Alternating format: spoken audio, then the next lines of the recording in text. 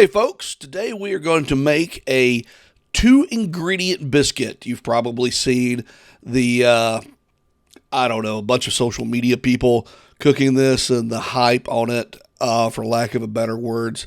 It's more of a novelty than anything else because we're going to be using 2 ingredients to make something that seems complicated. We're going to be using self-rising flour and heavy cream.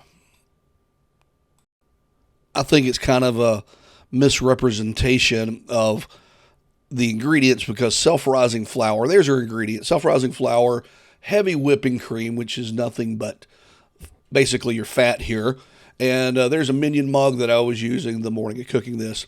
Go ahead and preheat your oven to 350, and we're going to start mixing.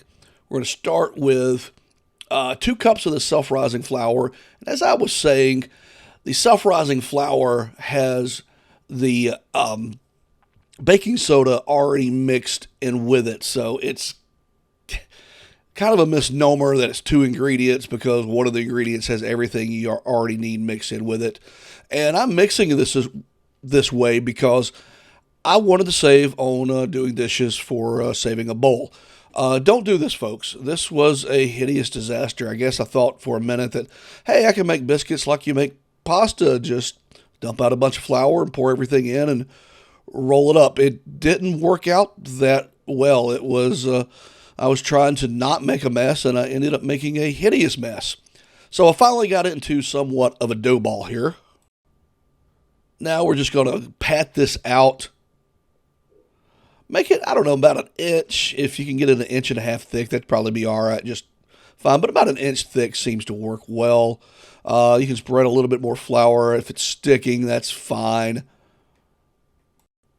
Now, if I owned a cookie cutter, I would be using that, but I don't, so I'm going to be using a plastic cup.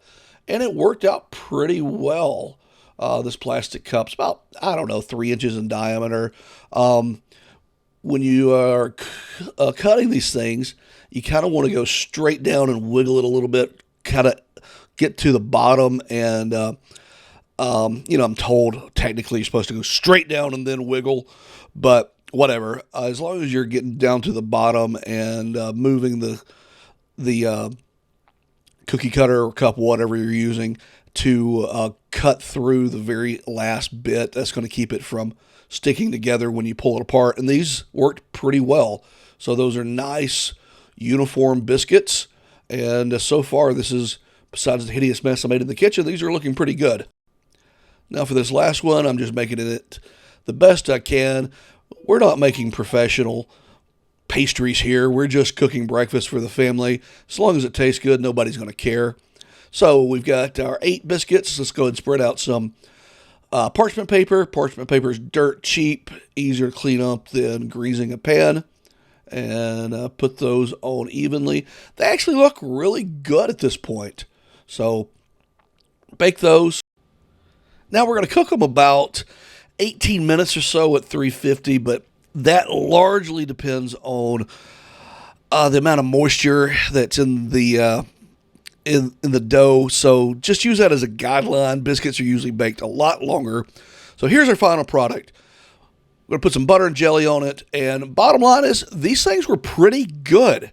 So they were not as good as the lard biscuits we made, but I would make these again. So simple. They were good. I would give them maybe an 8 out of 10 and give them a shot. It's actually quite easy to make, quite difficult to clean up the mess.